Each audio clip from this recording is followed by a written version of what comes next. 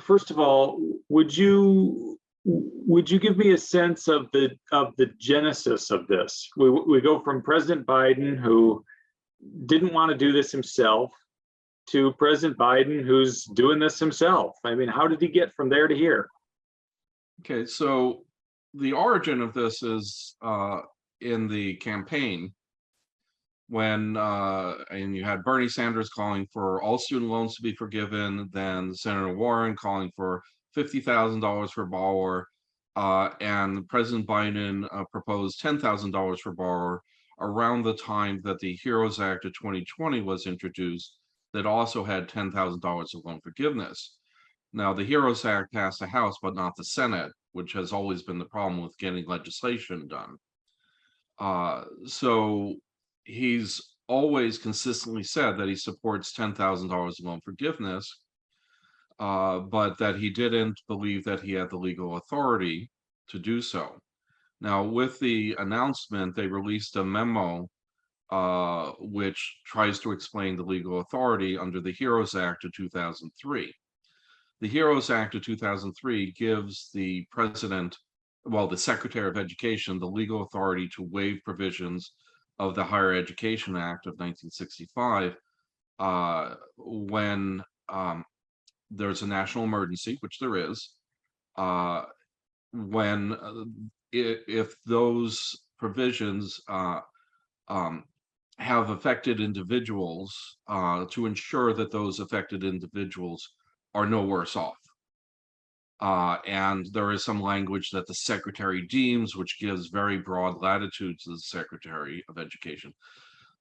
And this is the authority that's been used to provide the payment pause and interest waiver.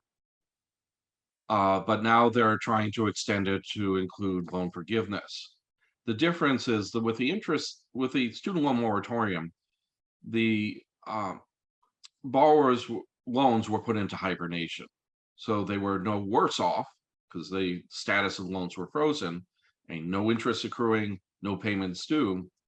But they also were no better off. And it just kept the status quo. Whereas they're trying to have an expansive interpretation, which says that and they can forgive student loans, which makes the borrowers better off. Because you're going from having some debt in a frozen state to having no debt or significantly reduced amount of debt. And I think that this is likely to face legal challenges because it is an interpretation of the law that is quite expansive in nature. And there are several grounds that people will potentially challenge it on. So we'll see what happens. What should borrowers be thinking over the next 4 months about needing to restart payments?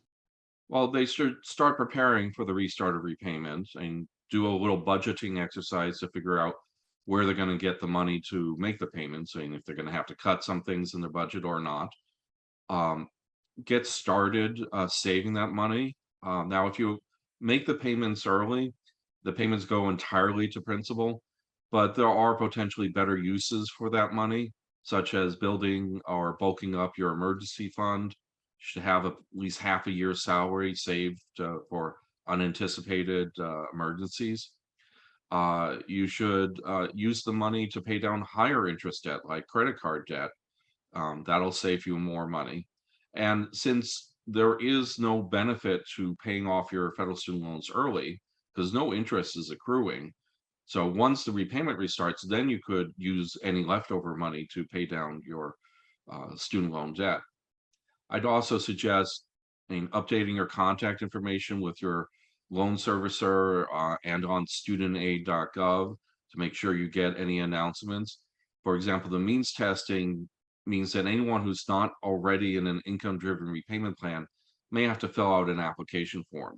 They're going to notify borrowers by email and postal mail about those forms, and you'll want to know about that so that you can potentially qualify for some forgiveness.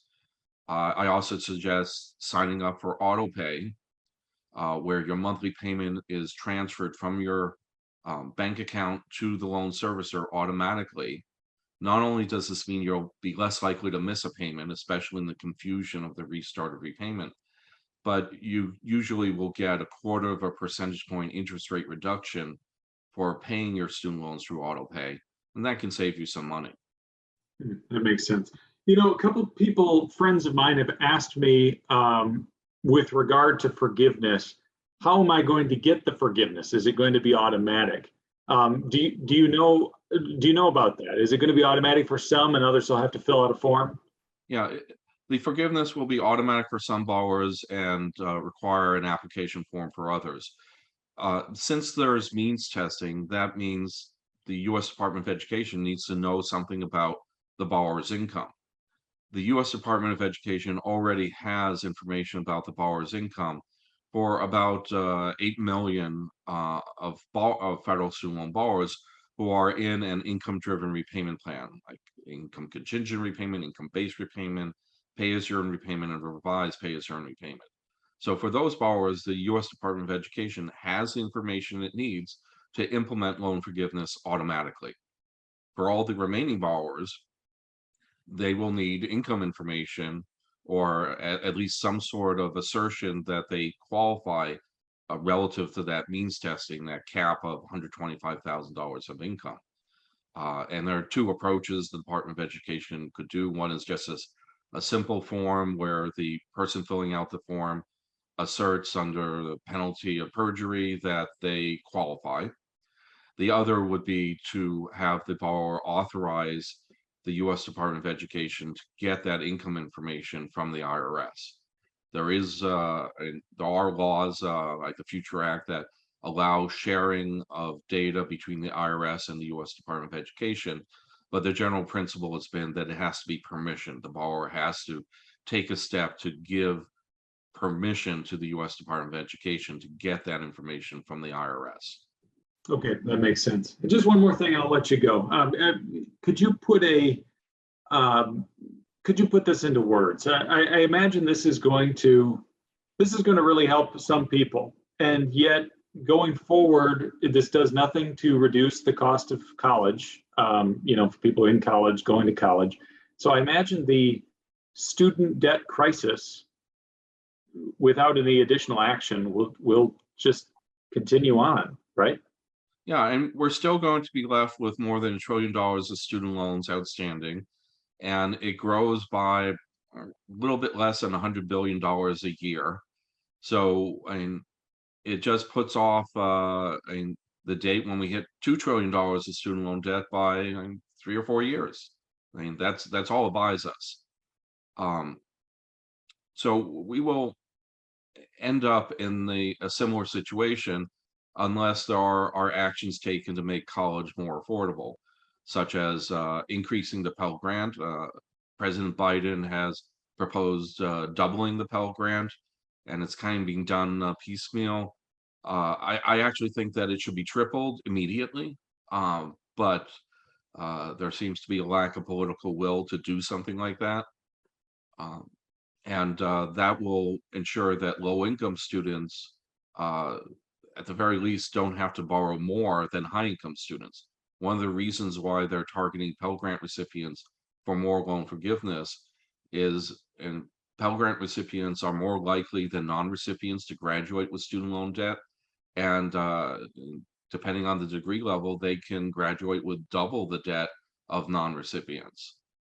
So they struggle, and what's needed is to eliminate the need for them to borrow at all, let alone borrow more than their peers.